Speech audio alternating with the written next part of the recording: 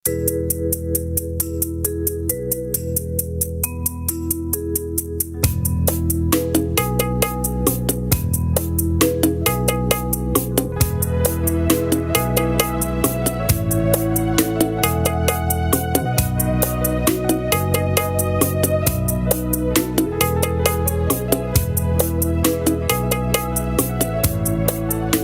सबों का आज के इस धर्मवार्य ऑनलाइन आराधना में आप सबों का स्वागत है।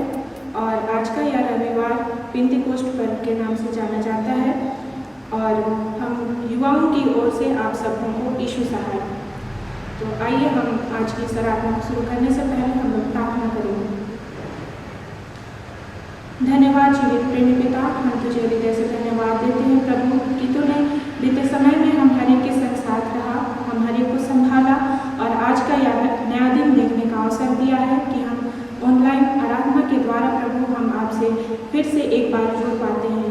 पिता, मैं आपसे प्रार्थना करती हूँ कि जितने कोई इस ऑनलाइन आराधना में जुड़े हैं प्रभु और देख रहे हैं, हाँ पिता, तू हर एक को तू अपनी अनुग्रह रूपी हाथों में ले, हर एक के जीवन में प्रभु तू कार्य कर और होने दे प्रभु की हर एक लोग तेरी उपस्थिति में होकर के आत्मा और सच्चाई के साथ आराधना और स्तुति करने वाले होने पाए और हर एक का यह दिन आज के लिए पिता आशीषित होने पाए। हाँ पिता, मैं आपसे प्रार्थना करती हूँ प्रभु कि गीतों के द्वारा और वचनों के द्वारा प्रभु जब हम तेरी स्तुति और महिमा करते हैं पिता, हाँ प्रभु, होने पाए कि हर एक के जीवन में वो आशीष उतरने पाए। हाँ प्रभु, मैं आपसे प्रार्थना करती हूँ और जो भी दुख और तकलीफें हैं यीशु मसीह के नाम से ज़्यादा रहने पाए और तेरी शांति आज के इस दिन में हम हर एक के जीवन में आधिकारिक रूप से पाया जाने पाए। हाँ पिता, हम हर एक बातों को आपके हाथों सौंपते हैं और ये दुआ यीशु के नाम में मांगते हैं, सुन दया से ग्रहण कर, आमीन। आइए हम इस वक्त आह्वान वचन पढ़ेंगे जो हमें मिलता है भजन संहिता 130 उसका 1 और 2। भजन संहिता 130 उसका 1 और 2। आइए हम एक साथ पढ़ेंगे। हे यहोवा, मैंने गहरे स्थानों में से तुझको पुकारा है। हे प्रभु, मेरी सुन, तेरे कान मेरे गिड़गिड़ाने की ओर ध्यान से लगे रहे। यहाँ तक, आमीन।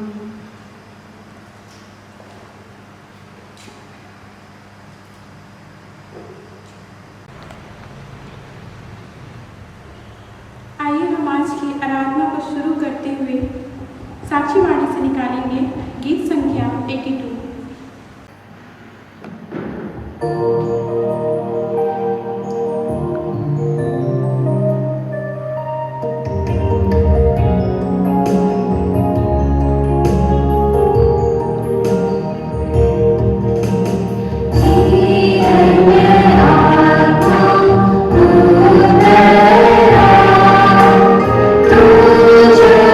शांति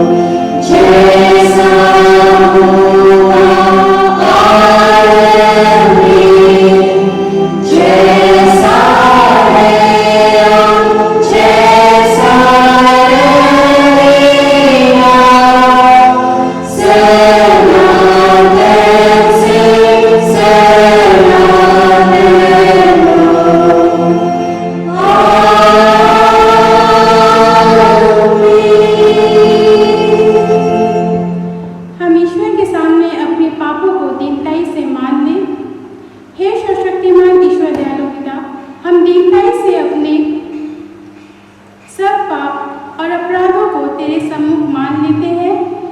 तू अपने प्रिय पुत्र हमारे प्रभु यीशु ख्रिस्त के कारण हम में दया दृष्टि कर और हमारे सब पापों को क्षमा कर। आमीन।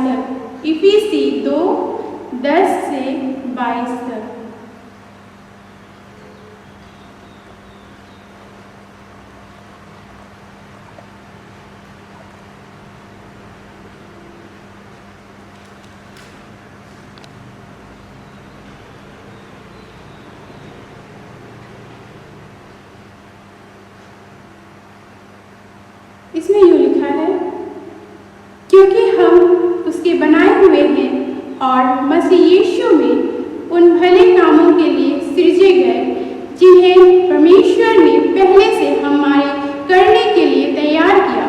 इस कारण स्मरण करो कि तुम जो शारीरिक रीति से अन्य जाति हो और जो लोग शरीर में हाथ के किए हुए खतने से खतने वाले कहलाते हैं, वे तुमको खतना रहित कहते हैं।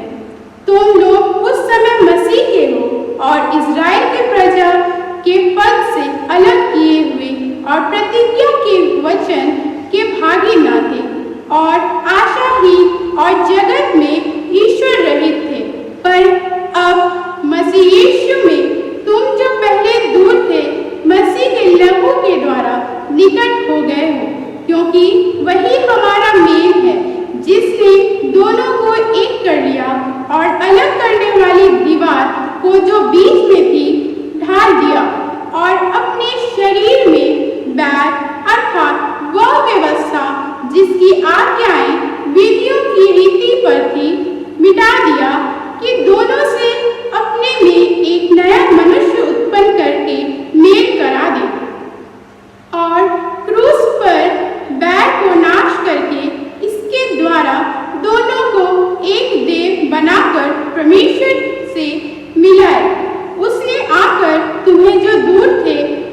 ने जो निकट थे दोनों को मेल मिलाप का सुसमाचार सुनाया, क्योंकि उसी के द्वारा हम दोनों की एक आत्मा में पिता के पास पहुंच होती है। इसलिए तुम अब विदेशी और मुसाफिर नहीं रहे, परंतु पवित्र लोगों के संगी, स्वदेशी और परमेश्वर के घराने के हो गए, और प्रेरितों और भविष्यवक्ताओं की नींव पर, जिसके कोने का पत्थर मसीह यीशु स्वयं ही है, बनाए गए हो, जिसमें सारी रचना एक साथ मिलकर प्रभु में एक पवित्र मंदिर बनती जाती है, जिसमें तुम भी आत्मा के द्वारा परमेश्वर के निवास स्थान होने के लिए एक साथ बनाए जाते हो। हाँ तक आमीन। तेरा धन्यवाद हो हे क्रिस्त यीशु। हालेलुया।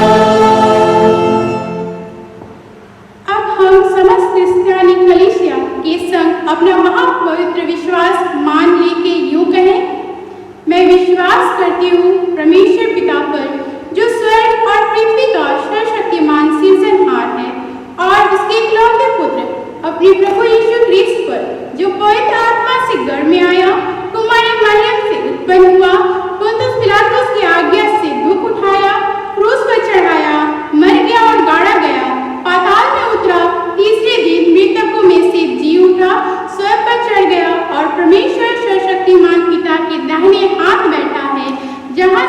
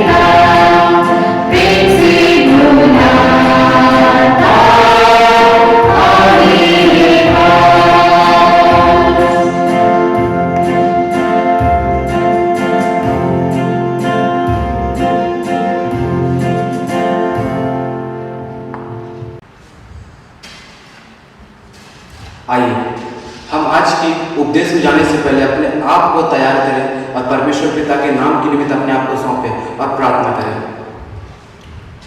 धन्यवाद धन्यवाद धन्यवाद जीवित खुदावंत परमेश्वर पिता, हम तुझे धन्यवाद देते हैं पिता, अपने आप को तेरे सामने निछावर करते हैं पिता। प्रभु जी हम चाहते हैं पिता कि आज आप आइए और हम में से हर एक के ऊपर भर जाइए पिता। प्रभु जी आज आपका वचन पिता हर एक के हृदय से बातचीत करने पाए पिता। आज आपका वचन सिर्फ वचन ही रहने पाए, वरन प्रभु जी हमारे लिए एक शिक्षा, एक टीचिंग के रूप से पिता हर एक के हृदय को छूने पाए पिता। प्रभु जितने भी लोग इस वचन को सुन रहे हैं पिता, आप हर एक के हृदय को तैयार करें पिता, ताकि प्रभु जी वो वचन पिता एक उपजाऊ बीज के समान पिता हर एक के हृदय में रोपा जाने पाए। प्रभु जी मैं भी अपने आप को तेरे हाथों में सौंपता हूं पिता। जो भी वचन बोलूंगा पिता वो मेरी समझ नहीं रहेगी, वरन सब कुछ तेरा रहेगा। प्रभु जी हर एक बात की उसको धन्यवाद देते हैं पिता। जितने भी वचन मैं बोलूंगा पिता, आप मेरे मुख में अपने अभिषेक को लेना पिता, ताकि प्रभु जी आवाज तो मेरा हो लेकिन हर एक शब्द उसमें का तेरा होने पाए। यीशु मसीह के नाम के लिए प्रार्थना मांगते हैं, सुन और स्वर्ग राज्य ग्रहण कर लीजिए, आमीन। आज का ठहराया गया पाठ वचन है यूहन्ना 14 उसका 23 से लेकर के 31 तक। यूहन्ना 14 23 से लेकर के 31 तक। इसमें परमेश्वर का वचन इस प्रकार कहता है, यीशु ने उसको उत्तर दिया, यदि कोई मुझसे प्रेम रखे तो वह मेरे वचनों को मानेगा और मेरा पिता उससे प्रेम रखेगा और हम उससे के पास आएंगे और उसके साथ वास करेंगे। जो मुझसे प्रेम नहीं रखता वह मेरे वचनों नहीं मानता, और जो वचन तुम सुनते हो वह मेरा नहीं वरन पिता का है जिसने मुझे भेजा। ये बातें मैंने तुम्हारे साथ रहते हुए तुमसे कही, परंतु सहायक अर्थात पवित्र आत्मा जिसे पिता मेरे नाम से भेजेगा वह तुम्हें सब बातें सिखाएगा और जो कुछ मैंने तुमसे कहा है वह सब तुम्हें स्मरण कराएगा। मैं तुम्हें शांति दिए जाता हूँ, अपनी शांति तुम्हें देता हूँ, जैसा संसार देता है मैं तुम्हें नहीं देता।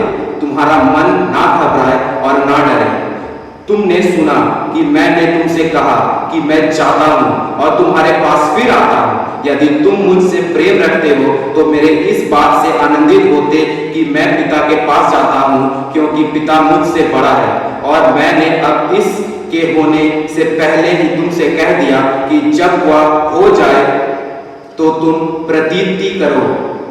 मैं अब तुम्हारे साथ और बहुत बातें ना करूंगा, क्योंकि इस संसार का सरदार आता है और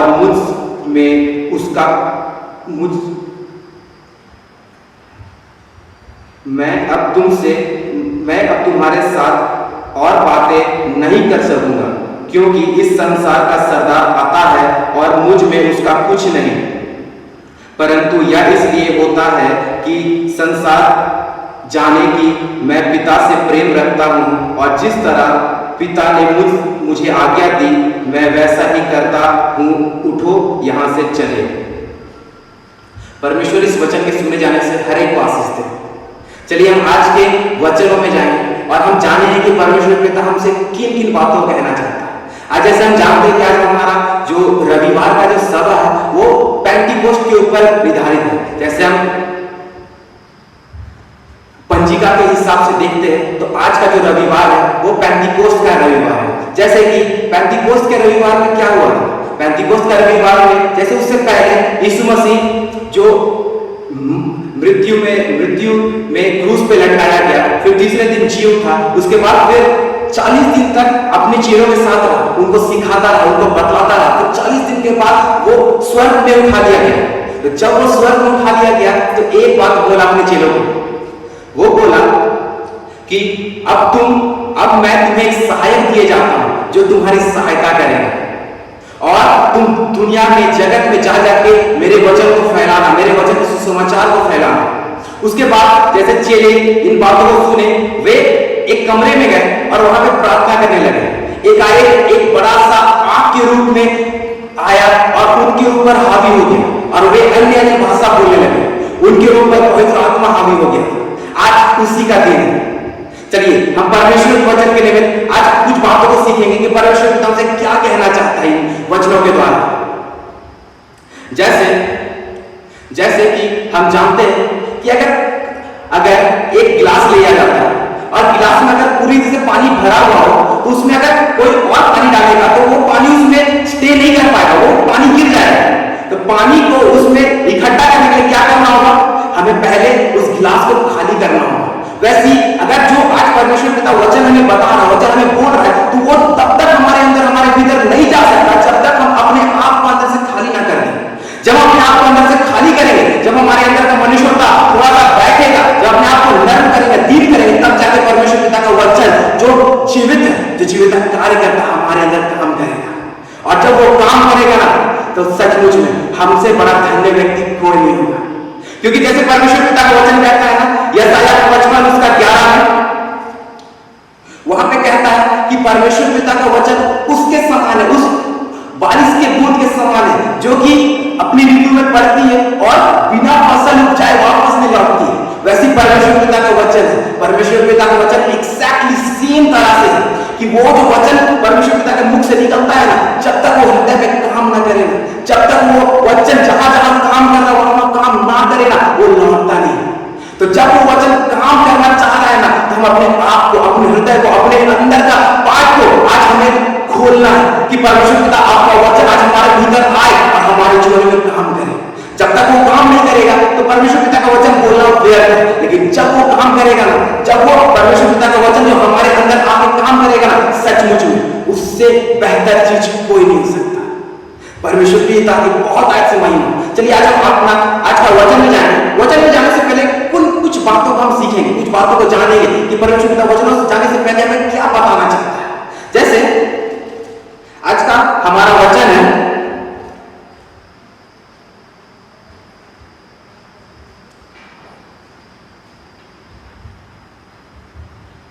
आज का हमारा वचन है यूहन्ना 14:23 से लेकर के 31 पद तक। लेकिन उसमें जाने से पहले हम उसी के जस्ट थोड़ा सा ऊपर में एक वचन है जो है यूहन्ना 14 उसका 1 से लेकर के 3, उसको मनन करेंगे। वहां पे परमेश्वर पिता का वचन इस प्रकार कहता है, तुम्हारा मन व्याकुल ना हो, परमेश्वर पर विश्वास रखो और मुझ पर भी विश्वास रखो। मेरे पिता के घर में बहुत से रहने के स्थान हैं, यदि ना होते तो मैं तुमसे कह देता, क्योंकि मैं तुम्हारे लिए जगह तैयार करने जाता हूं। और यदि मैं जाकर तुम्हारे लिए जगह तैयार करूं तो फिर आकर तुम्हें अपने यहां ले जाऊंगा कि जहां मैं रहूं वहां तुम भी रहो। परमेश्वर पिता के इस वचन के द्वारा हर एक पासिस मिले। यहाँ पे परमेश्वर पिता का वचन हमसे कुछ बातों को कहना चाहता है। परमेश्वर पिता का वचन यीशु मसीह के मुखों के द्वारा, जैसे यीशु मसीह अपने चेलों से जब बातचीत करे थे, वार्तालाप करे थे, उस समय परमेश्वर पिता का वचन यीशु मसीह के मुख के द्वारा अपने चेलों से वो कहता है, और आज उसके चेले हम हैं। अर्थात आज परमेश्वर पिता का वचन हमसे और आपसे कुछ बातों को कहना चाहता है। वो कहना चाह रहा है कि परमेश्वर पिता यीशु मसीह को इस जगत में भेजा, इस जगत में भेजा। उसके बाद जब यीशु मसीह वापस में जाने पे था तो वो अपने चेलों को कह रहा था, वो अपने चेलों को कह रहा था कि मैं जब वहां पे जाता हूं, अर्थात स्वर्ग राज्य में जाता हूं, तो वहां क्यों जा रहा हूं? मैं तुम्हारे लिए वहां पे जगह तैयार करने जा रहा हूं। मैं वहां पे तुम्हारे लिए जगह तैयार करने जा रहा हूं और मैं तुम्हें लेने आऊंगा ताकि तुम मेरे साथ उस स्वर्ग राज्य में जाओ, उस स्वर्ग राज्य में रहो, उस स्वर्ग राज्य में मेरे साथ तुम निवास करो। फॉर एग्जाम्पल, हम जानते हैं कि कोई हमारा सबसे प्रिय मित्र रहता है, जो हमसे बहुत ज्यादा लगाव रखता है, जो हमारे सबसे दिल के करीब रहता है, वही हम अगर कहीं पे घूमने अगर जाते हैं तो वही हमारे घर को लेने आता है ना, वही हमारा घर को लेने आता है ना। अगर कोई व्यक्ति या फिर कोई भी मित्र हमारा एवरेज या फिर उतना गहराई रूप से मित्र नहीं रहेगा तो वो बोलेगा कि अरे आ जाओ, हम तुम एड्रेस देते रहे, तुम आ जाओ अपने से। लेकिन जो हमारा सबसे प्रिय मित्र रहता है, जो हमारा सबसे प्रिय मित्र रहता है, वो बोलता है, वो क्या बोलता है कि तुम अपने घर में रहना, मैं आऊंगा तुम्हें ले जाने और जहां पर हमें जाना है वहां पे जाएंगे हम। यहाँ पे देख रहे यीशु मसीह हमसे क्या कहना चाह रहा है? यीशु मसीह कहना चाह रहा है कि मैं तुम्हारा सबसे प्रिय मित्र हूं, मैं तुम्हारा सबसे प्रिय मित्र हूं, इसलिए तो तुम मेरे पास नहीं आओगे, मैं तुम्हें लेने आऊंगा, मैं तुम्हें लेने आऊंगा कि तुम मेरे साथ उस स्वर्ग राज्य में रहो। आमीन। परमेश्वर पिता हमें इस वचनों के द्वारा बहुत अच्छा देते हैं। हम एक बात जानते हैं, फॉर एग्जाम्पल में अगर मान लीजिए कि मैं और मेरा एक दोस्त अगर बाइक में कहीं जा रहे हैं, हम हेलमेट नहीं पहने, हम हेलमेट नहीं पहने और मेरे पास लाइसेंस भी नहीं है और हम कार टोली होके जा रहे हैं। तो कार टोली में पुलिस वाला हम लोग को रोक दिया। कार टोली में पुलिस वाला हम लोग को रोक दिया। उसके बाद फिर वो पुलिस वाला बोला कि मुझे तुम 2000 रुपया दो तब मैं तुम्हें छोड़ूंगा, नहीं तो नहीं छोड़ूंगा। 2000 रुपये का चालान बना है, तुम 2000 रुपया दो तब मैं तुम्हें छोड़ूंगा। तो मेरे पास उस समय पैसा नहीं था, तो क्या किया, मेरे जो पीछे जो मेरा दोस्त बैठा हुआ था वो बोला कि अरे भाई तुम चिंता मत करो, मैं तुम्हारा दोस्त हूं, कब काम आऊंगा। वो बोला कि ठीक है तुम मेरे पास नहीं है लेकिन मैं अभी तुम्हारे लिए दे देता हूं। वो तुरंत अपना पॉकेट से 2000 रुपया निकाला और पुलिस ऑफिसर को दे दिया और हम दोनों को वहां से छोड़ दिया गया और हम जहां जाना था हम चले गए। नेक्स्ट दिन फिर हुआ, अगला दिन फिर हम हेलमेट नहीं लिए, ना ही मेरे पास लाइसेंस था। फिर हम लोग एक बार बुट्टी मोड़ की तरफ जा रहे थे, तो बुट्टी मोड़ की तरफ जाते जाते बुट्टी मोड़ से हम लोग फिर हमें पुलिस वाले ने रोक लिया। फिर बोला यार तुम हमको 3000 रुपया दो, 3000 रुपया दो तभी मैं तुम्हारा गाड़ी को छोड़ूंगा। पीछे दोस्त था, वो सोचा कि अगर पैसा नहीं दे देते हैं इसको तो अपना पापा से ही पिट जाएगा, इसको दोबारा कहीं गाड़ी नहीं मिलेगी या फिर ये अपना घर में मतलब बहुत सारा डांट सुनेगा। तो वो डांट को सुनने से बचाने के लिए मतलब हमें मुझे सुरक्षित रखने के लिए क्या किया, वो अपना पॉकेट से फिर 3000 रुपया निकाला और पुलिस वाले को दे दिया और चालान काटा और फिर मैं वहां से फिर निकल गया। ठीक है ना, हम दोनों वहां से फिर निकल गए। अब मेरे मन में एक बात आ गई। क्या बात आया? मेरे मन में ये बात आया कि ये मेरा दोस्त जो पीछे है ना, वो हाँ हमको बहुत प्रिय मानता है, वो मानता है कि हम उसका बेस्ट फ्रेंड है, लेकिन हम ना उसका इस्तेमाल करेंगे। कैसे इस्तेमाल करेंगे? जब जब हमको जहां पे दिक्कत होगा ना तो उसी को आगे खड़ा कर देंगे और उससे पैसा निकलवाएंगे और फिर हम तो वहां से छूट जाएंगे, आज एग्जैक्टली सेम हम यीशु मसीह के साथ कर रहे हैं। हम आज एग्जैक्टली सेम यीशु मसीह के साथ कर रहे हैं। यीशु मसीह हमें कह दिया है ना कि तुम्हारा पाप चाहे कितने भी गहरा रंग का क्यों ना हो, मैं उसे धोखे से शुद्ध करूंगा।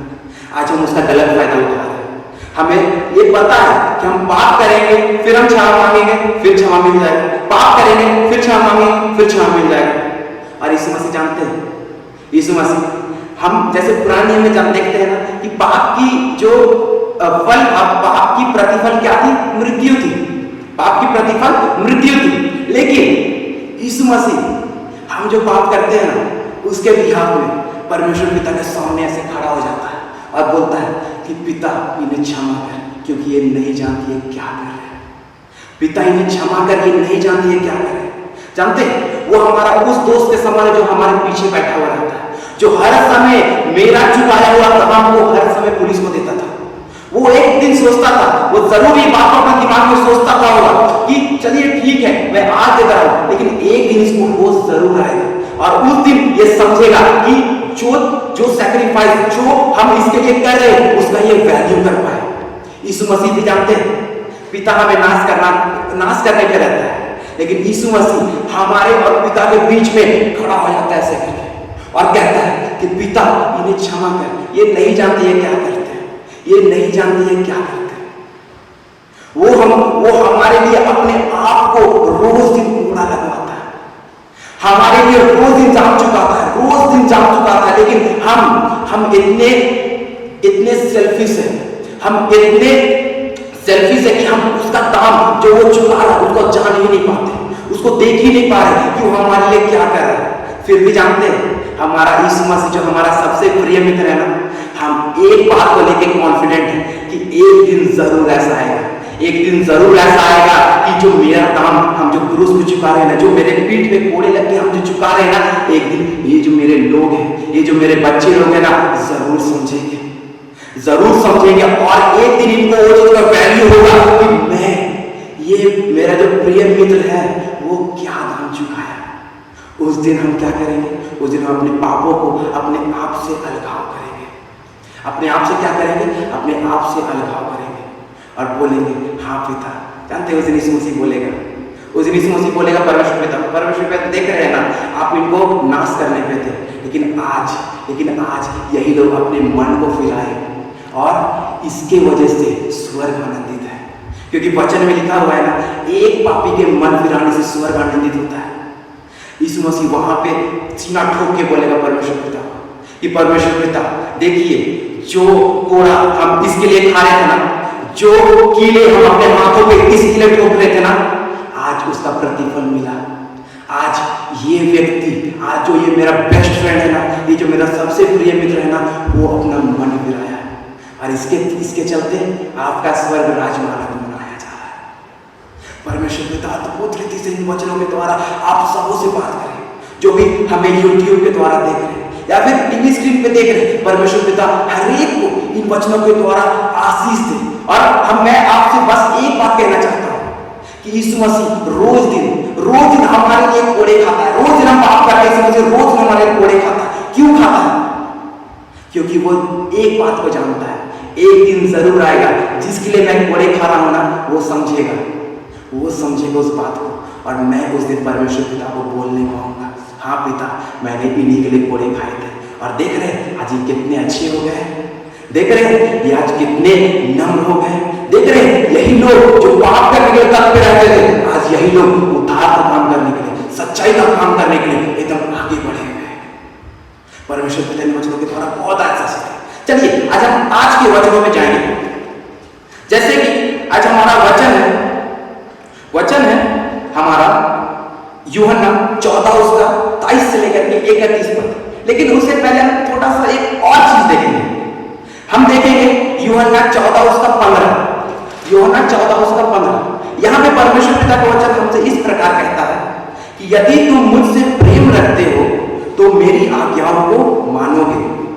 मैं पिता से विनती करूंगा और वह तुम्हें एक और सहायक देगा कि वह सर्वदा तुम्हारे साथ रहे।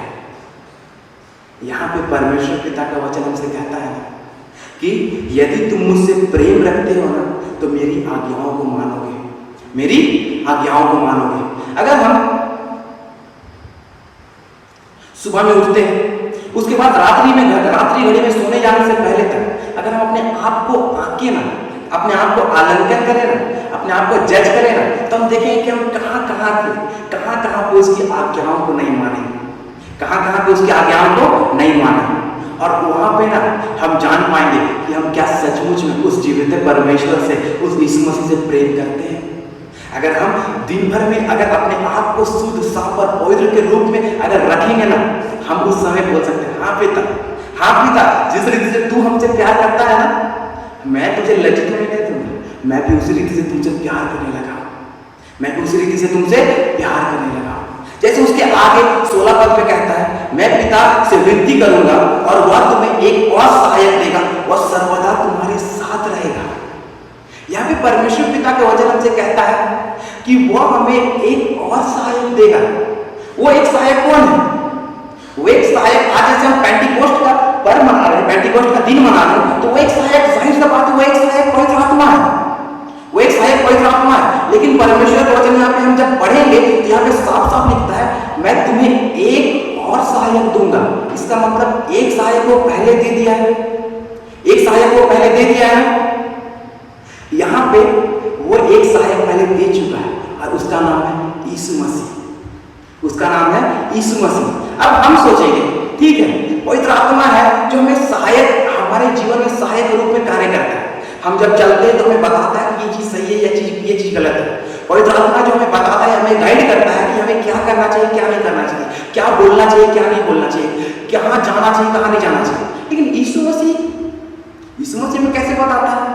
यीशु मसीह का तो एक ही काम था ना कि वो आना था, उसको कुमारी मरियम के गर्भ से, उसके बाद क्या करना था, उसके बाद उसको जब उसका समय हो जाता तो उसको क्या करना था, हमारे लिए कोड़े खाना था, हमारे लिए क्रूस पे थूक करना था, हमारे लिए अपने पाम्स पे, हमारे लिए अपने हथेली पे, अपने टांगों पे की कांटी कीले ठोकनी थी, हमारे लिए अपने सर पे वो कांटे वाला मुकुट टांगना था। तो हम तो इस मसीह को इसी रीति से जानते हैं, हम तो इस मसीह को जानते हैं कि वो आया, वो एक जगत का मेमना था जो कि हम इस जगत का सब लोग का पाप उठाने के लिए आया, और वो किया भी ये चीज। हम क्या जानते हैं? हम यशाया 3 उसका 5, 53 उसका 5 के रूप में हम बस यीशु मसीह को देखते हैं। वहां पे परमेश्वर पिता का वचन कहता है, परंतु वह हमारी अपराधों के लिए घायल किया गया, वह हमारे अधर्म के कारण कुचला गया, हमारी शांति के लिए उस पर ताड़ना पड़ी और उसके कोड़े खाने के द्वारा हम चंगे हो गए। यहाँ पे परमेश्वर पिता का वचन हमसे कहता है, और हम यही बात यीशु मसीह के बारे में सोचते हैं कि उसका काम सिर्फ एक ही था। क्या काम था? कि हम लोग जो पाप करते हैं, हम लोग का पाप के लिए क्रूसिफाइड होना, हम लोग का पाप के लिए अपने आप को सूली पे चढ़ाना। दूसरा काम क्या था? हम लोग के कार्यों के लिए, हम लोग के कामों के लिए उसको कुचला जाना। तीसरा काम क्या था? हम लोग को शांति देना। चौथा काम क्या था? कि हम लोग जब बीमार रहते हैं, हम लोग जब बीमार रहते हैं तो हमें चंगाई देना। और जानते हैं हम यीशु मसीह अर्थात जो एक सहायक जो पवित्र आत्मा से पहले हमें दिया गया, उसके बारे में सिर्फ एक बात समझते हैं, एक बात हम जानते हैं, यही बात कि उसका काम यही था कि उसको आना, हम लोग के लिए कुर्बानी देना, हम लोग का पाप को उठाना, हम लोग के लिए अपने पीठ पे मतलब कि कोड़े खाना, कुचला जाना और हमारे लोगों के लिए चंगाई देना। जानते हैं हम ना बहुत गलत धारणा अपने दिमाग में बैठाए हुए हैं, हम बहुत गलत धारणा अपने दिमाग में बैठाए हुए हैं। हम सिर्फ और सिर्फ यीशु मसीह का 24 घंटा लाइफ का जो 33.5 वर्ष जीवित रहा, उसका मात्र और मात्र 24 घंटा को उल्लंघन करते हैं और उसी को समझ जाते हैं कि जीसस क्राइस्ट अर्थात यीशु मसीह का लाइफ यही है, कि उसका काम यही है। लेकिन यीशु मसीह का काम वो नहीं था। यीशु मसीह का काम था कि वो 33.5 वर्ष लोगों के बीच में रह के काम किया, लोगों को बताया कि तुमको ऐसे चलना है, लोगों को बताया कि तुमको ऐसे जीना है, लोगों को बताया कि तुमको ये सब कामों को करना है। वो 33.5 वर्ष काम करने से पहले जब वो 30 साल का हो गया तो वो यूहन्ना बपतिस्मा दाता के पास गया और वहां पे बपतिस्मा लिया अर्थात उसके ऊपर पवित्र आत्मा को उपस्थित हुआ और स्वर्ग से आकाशवाणी हुई कि ये मेरा प्रिय पुत्र है, अर्थात तुम इसकी बातों को मानना। तो हम यहाँ पे जानते हैं कि पवित्र आत्मा उसी घड़ी उसके जीवन में आया होगा ना। लेकिन जब मैं अपने जीवन में देखा कि जब मैंने पवित्र आत्मा को ग्रहण किया, जो मैं पर्सनली जब पवित्र आत्मा को ग्रहण किया, उसके बाद ना मेरा लाइफ का रियल स्ट्रगल शुरू हुआ, रियल जो जूझ था ना वो शुरू हुआ। मैं पाप और अच्छाई, पाप और परमेश्वर पिता के मार्ग के बीच में जंग लड़ रहा था। मुझे समझ में नहीं आ रहा था कि मैं पाप करूं या फिर वचन पढ़ूं।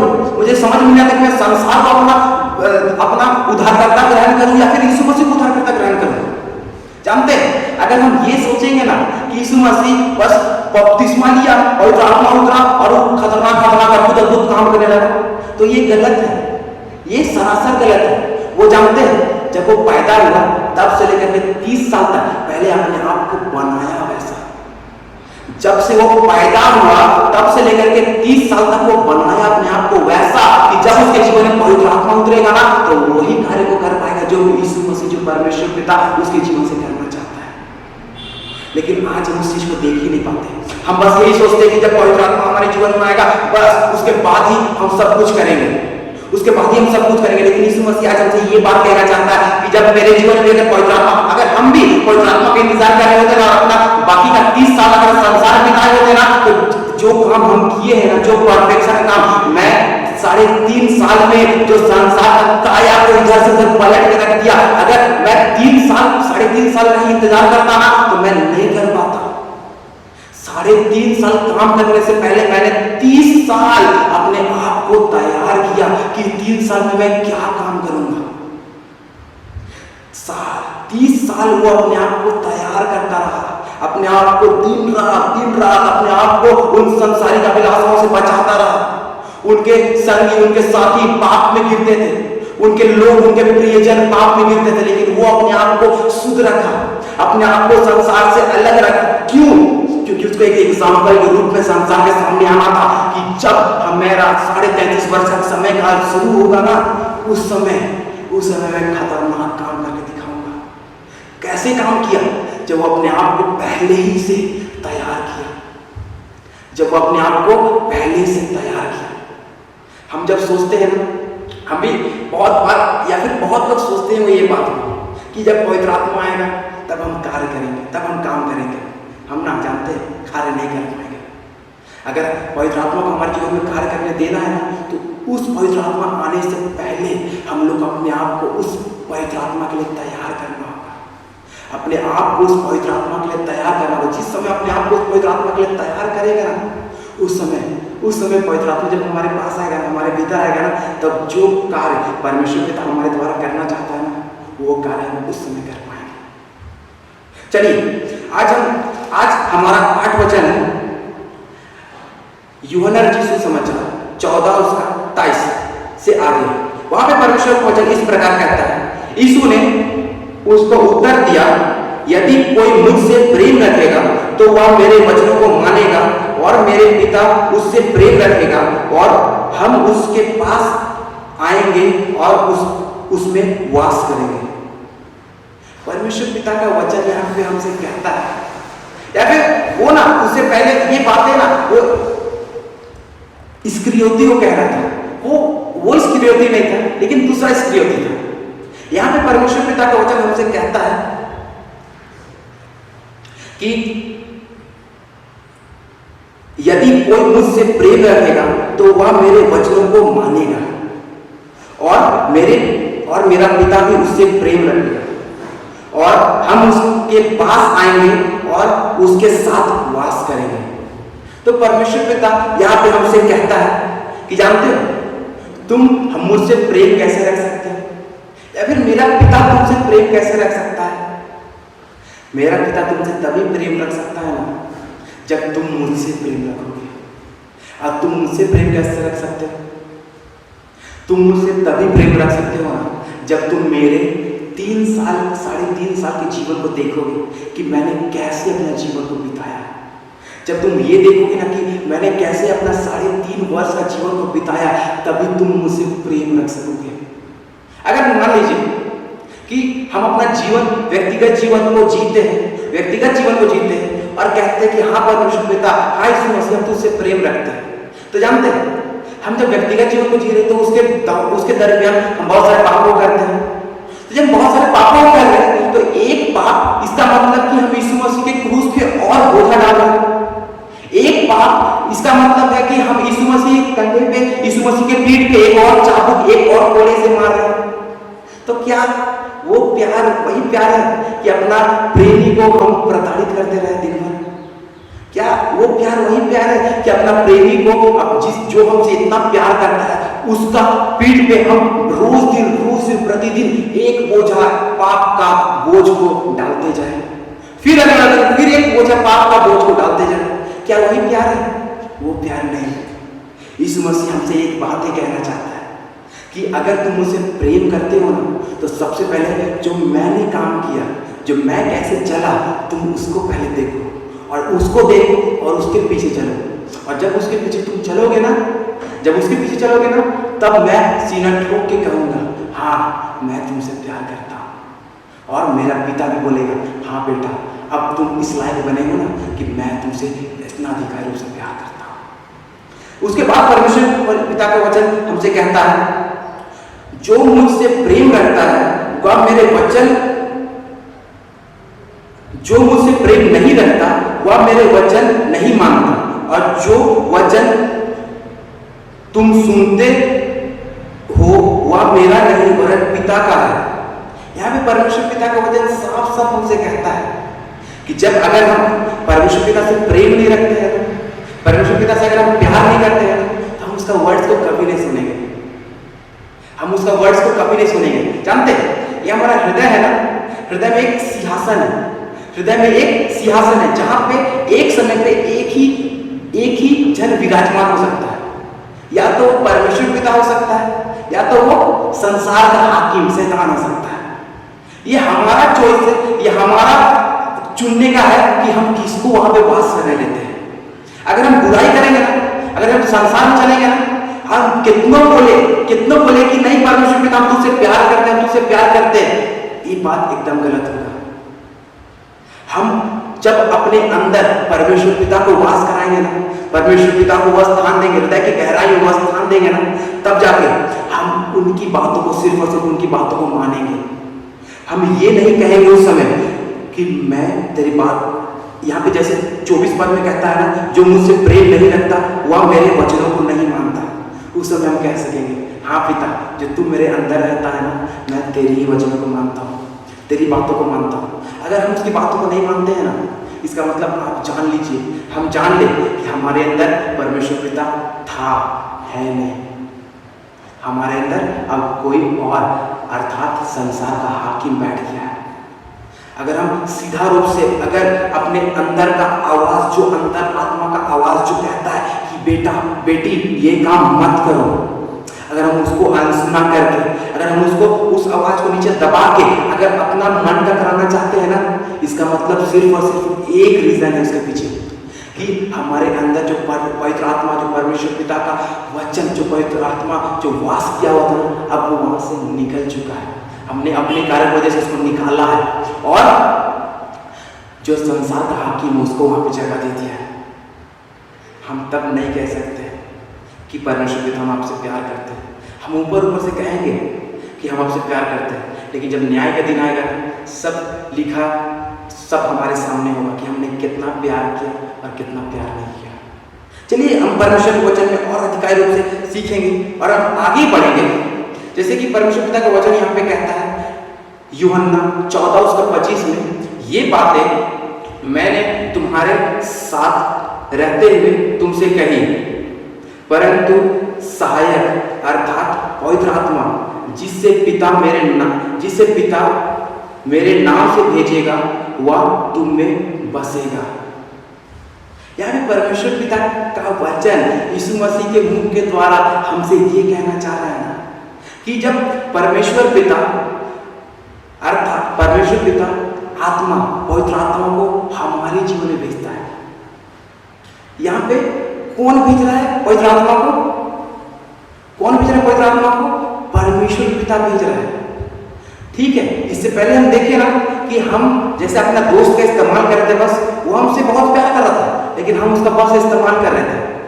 तो वहां पे यीशु मसीह परमेश्वर पिता को बोल रहा था कि पिता इन्हें क्षमा कर, क्योंकि ये नहीं जानती कि ये क्या कर रहे हैं, ये नहीं जानती कि ये क्या कर रहे हैं। क्या हम उस अवस्था में रहेंगे, क्या हम उसी पाप की अवस्था में रहेंगे, तो क्या पिता परमेश्वर हमें अपना पवित्र आत्मा अर्थात सहायक दे पाएगा?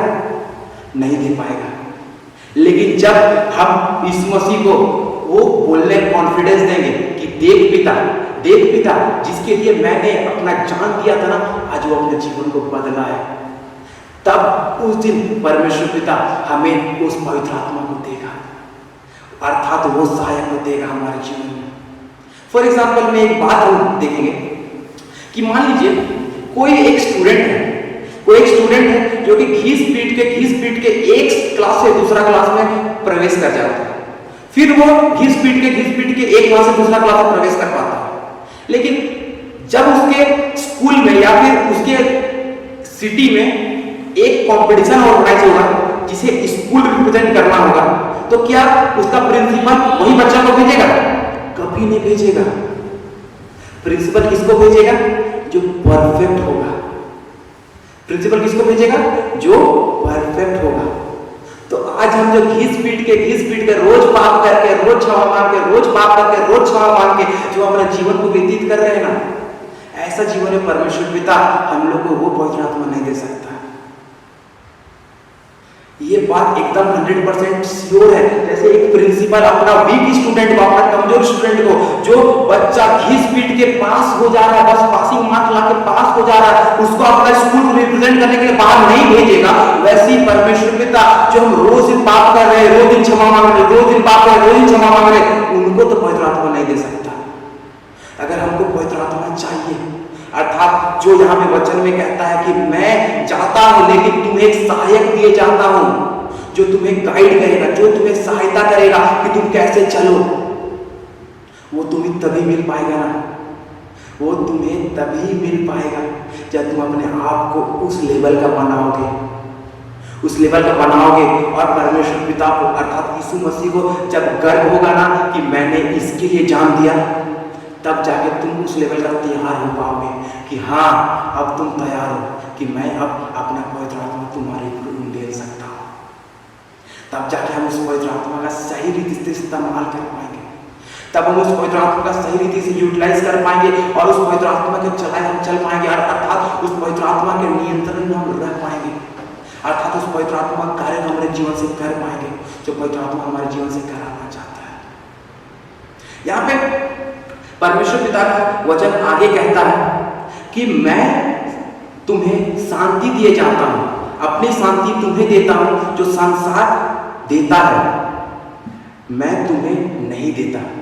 यहाँ पे परमेश्वर पिता का वचन हमसे कहता है कि मैं तुम्हें शांति दिए जाता हूं, और सेम शांति, ठीक है ना, सेम शांति लेकिन अलग रूप में संसार भी तुम्हें देता है।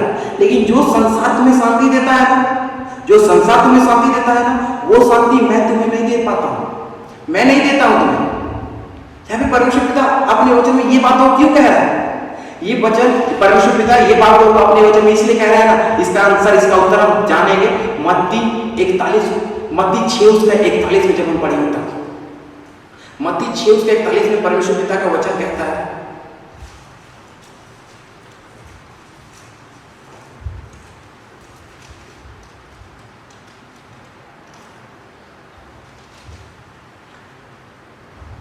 सॉरी मत्ती 6:31 पद में यहाँ पे परमेश्वर पिता का वचन कहता है, इसलिए तुम चिंता करके या ना कहना कि हम क्या खाएंगे या क्या पिएंगे या क्या पहनेंगे, क्योंकि अन्य जाति इन सब वस्तुओं की खोज में रहते हैं, पर तुम्हारा स्वर्ग पिता जानता है कि तुम्हें किन वस्तुओं की आवश्यकता है।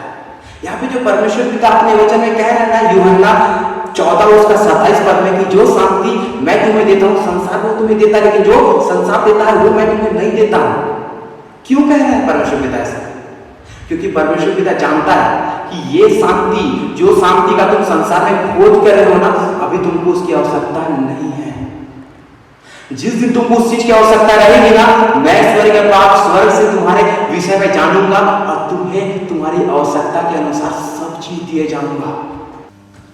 आइए हम अपने हृदय को तैयार करें और परमेश्वर पिता को पुकारें, परमेश्वर पिता को बोले कि जो आज हम वचन सुने, हाँ मेरे द्वारा वो वचन परफेक्टली क्लियर नहीं हुआ होगा, लेकिन वो सहायक, वो पवित्र आत्मा, जो पवित्र आत्मा, जो यीशु मसीह, जो परमेश्वर पिता ने हमारे लिए दिया है, वो हमें वो वचनों को क्लियर करेगा।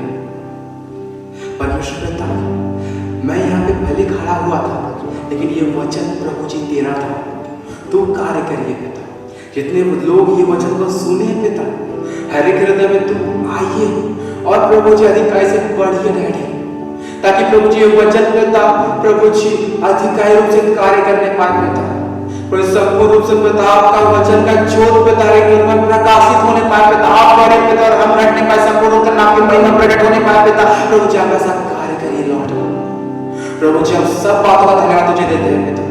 प्रभु जी जो कुछ भी वचन अभी बोया गया पिता, शैतान से चुराने ना पाए, वरन प्रभु जी हम जानने पाए कि हम तुझे रोज कोड़ा मार रहे हैं, रोज तेरे ऊपर हम उस बोझ को लाद रहे हैं पिता, और हम पिता अपने आप को उस पाप करने से वंचित करें पिता, पीछे खींचे पिता, और प्रभु जी हम सच्चाई से तेरे मार्गों पे चलने पाए पिता। धन्यवाद है तेरे बातों के लिए यीशु मसीह, और ये प्रार्थना स्वर्ग राज में सुन और ग्रहण कर ले। आमीन।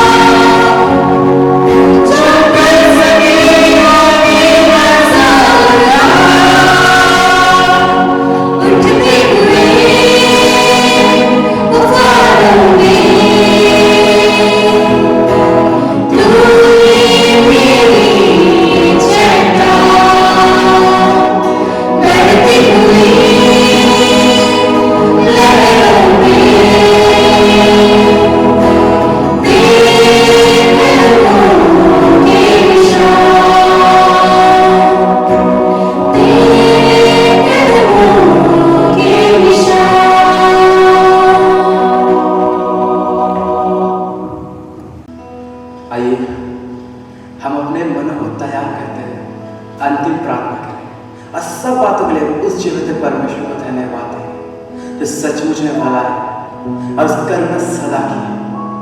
आइए हम प्रार्थना करते हैं। धन्यवाद धन्यवाद धन्यवाद देते सामर्थ्य पिता व जीवित परमेश्वर पिता, तुझको बहुत ऐसा धन्यवाद देते हैं पिता। अपने आप को तेरे चरणों के नजदीक हम निछावर कर देते हैं पिता। प्रभु जी अपने आप को पिता हम सुनने कर देते हैं पिता। प्रभु जी तू हमारे जीवन से पढ़ नहीं पाए पिता। प्रभु जी हम चाहते हैं पिता कि हमारे जीवन संपूर्ण रूप से पिता तेरा ज्योत प्रकाशित होने पाए पिता। हमारा कोई आइडेंटिटी नहीं रहने पाए, कोई संपूर्ण रूप से पिता तू हमारे जीवन से उठ गए पिता। प्रभु जी तू हमें हर एक के जीवन में पिता सबसे ऊंचे स्थानों पर विराजमान होने पाए पिता। प्रभु जी हम तुझे धन्यवाद देते हैं पिता। हम तुझे सब बातों में धन्यवाद देते हैं पिता। प्रभु जी कितने लोग पिता आज की अवस्था आज किस घड़ी पिता हॉस्पिटल के बेड में पड़े हुए, लेकिन प्रभु तूने हमारे सामर्थ हमारे अंदर वो सामर्थ दिया पिता। इसके लिए प्रभु जी हम यहाँ पे अपने टखनों के बालों में पिता खड़े होकर नाम की ध्यान कर पाते हैं पिता। प्रभु जी हम तेरा धन्यवाद देते हैं प्रभु जी। प्रभु जी हमारा जीवन तेरे बिना शून्य है पिता। हमारा जीवन तेरे बिना इनकम्प्लीट है प्रभु जी, लेकिन हम विश्वास करते हैं जो सामर्थ्य हमें देता है सामर्थ्य हम सब कुछ कर पाते हैं पिता। और वही सामर्थ्य पिता तू हमारे अंदर भरता है डैडी। प्रभु जी तेरा धन्यवाद देते हैं पिता। प्रभु जी हाँ लॉर्ड आज का वचन पिता हम उस वचन को आपके हाथों में सौंपते हैं पिता।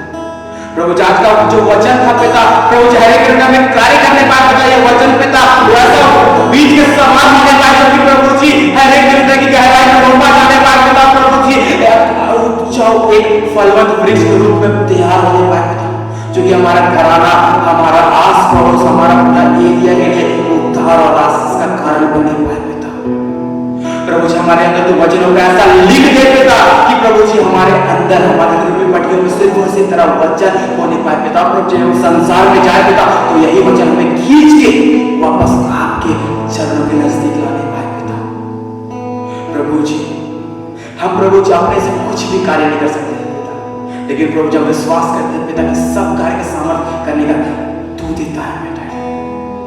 प्रभु जी हम सब बातों पर तुझको धन्यवाद देते हैं पिता। प्रभु जी हम धन्य है प्रभु जी का हम तेरी उपासना करते हैं। तू वही परमेश्वर है जिसने एक वचन से पूरी सृष्टि की रचना कर दी। तू वही परमेश्वर है जिसने लाल सागर को एक बार में दो भागों बांट दिया।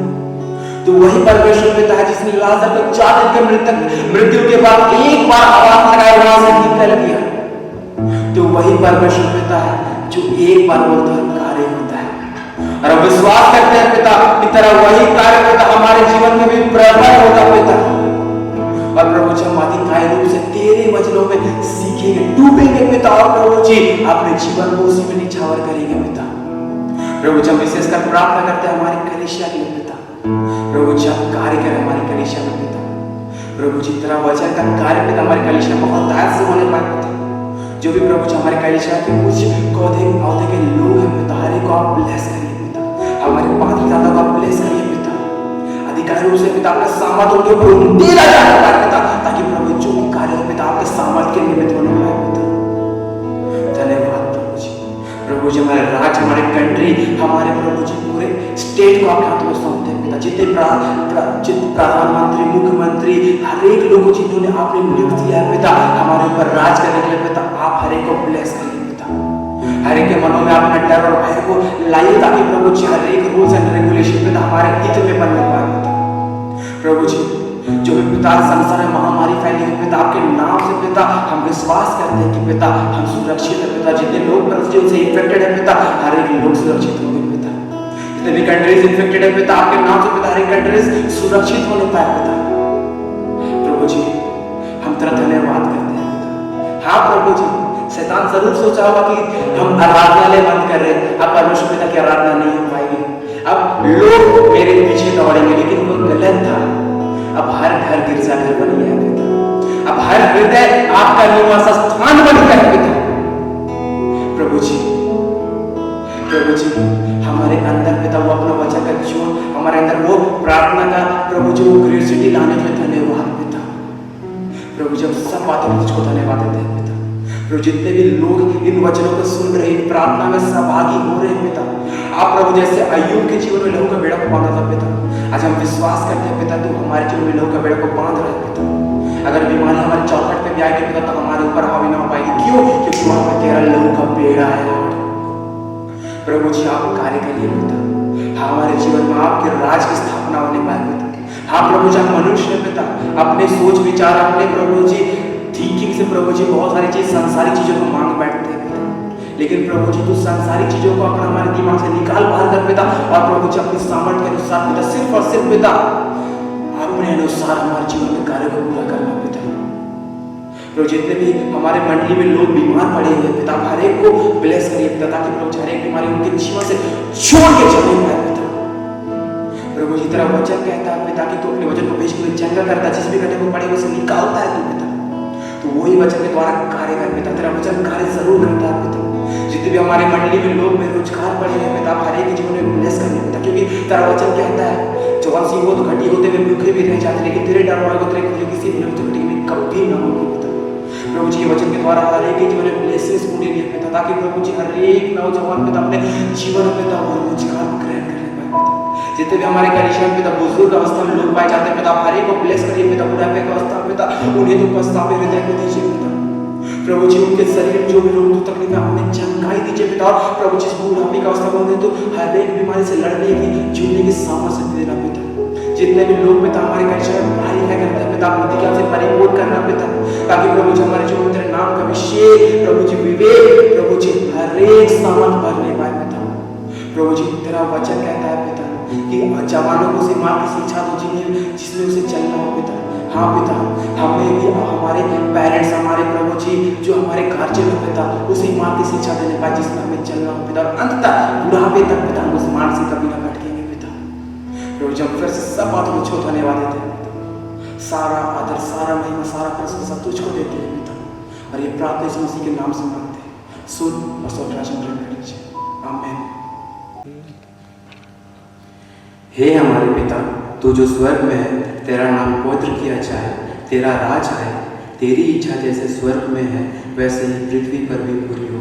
हमारे प्रतिदिन की रोटी आज हमें दे, और हमारे अपराधों को क्षमा कर जैसे हम भी अपने अपराधों को क्षमा करते हैं, और हमें परीक्षा में न डाल परंतु बुराई से बचा, क्योंकि राज और पराक्रम और महिमा सदा तेरी ही है, आमीन।